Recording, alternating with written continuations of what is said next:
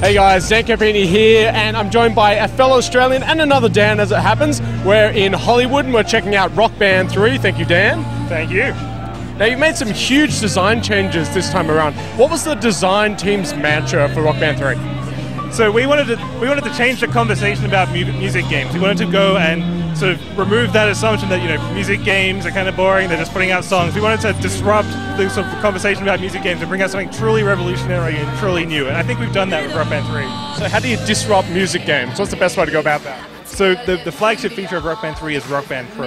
And what Rock Band Pro is, it answers the question of people who say, oh, why don't you go and learn a real instrument? Because Rock Band Pro is a real instrument. You can play real drums with cymbals and a double kick. You can play keys and pro keys, where pro keys is the actual keyboard part you're playing on a 2-octave guitar keyboard. And we have pro guitar, which is really exciting, which is playing a real guitar. Now, you've also made some really big aesthetic changes as well, both the way that the story progresses and the navigation itself. Tell us about those. So we wanted to make sure that people sort of were following their band and they weren't sort of encountering loading screens.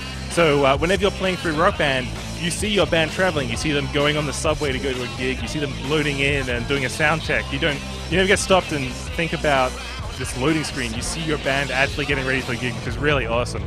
The other cool thing we've done for accessibility is we've added drop in and drop out everywhere in the game. In the middle of a song, you're in the choosing songs, you're in a mode.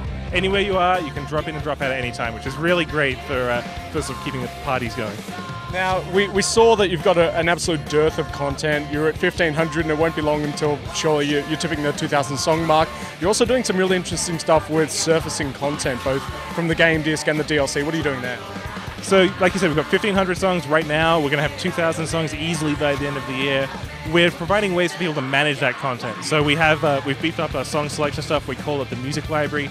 You can go in there now and be able to filter song lists as well as sort them. So I can say, I only want to see Rock Band 3 songs and bring my 1,500 songs down to 80 plus awesome songs. Or I can say, I only want short and medium length songs and 80 songs for my 80s party I'm throwing, and get your set list of 80 songs you can play. It's a really awesome way for people to be able to manage like the thousands of songs that are on the Rock Band platform. You're also doing a management system in the ratings themselves, being able to surface content there? Yeah, absolutely. We brought over our Rock Band network system for all of the songs in Rock Band, and we've applied it to everything in the game. We can rate something 1 lighter out of 5, and that tells the game, I don't like this song. Don't put it in random set lists, just never show me this song. Or if I really love a song, I can rate it 5 lighters, and it'll put it more in there, and Rock Band will basically change to accommodate my musical preferences, which is really awesome. Now we'll go on to peripherals, and obviously it's never easy to introduce something new, but you've decided to add the keyboard this time around? Yeah, we have a keyboard. It's a 2-octave keyboard. It's playable in 2 different ways. You can play it the standard Rock Band way. There's 5 lanes on the track that you play on the keyboard. You can play using the whole 2 octaves in Rock Band Pro. So if I want to learn how to play keyboards, if I want to play the actual parts of Bohemian Rhapsody, I can play that on this keyboard, which is really, really cool.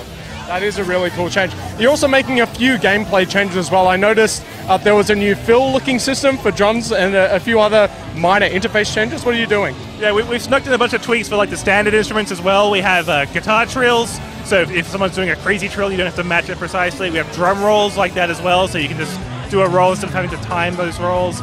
We can change difficulty at any time. The track actually winds back now when you pause, so you're not instantly thrown into a song. We've got like lots of sort of the kind of things you'd usually expect from a numbered game sequel underneath all of these huge, massive changes that we're talking about today. And of course, it wouldn't be a Rock Band game without rock tracks.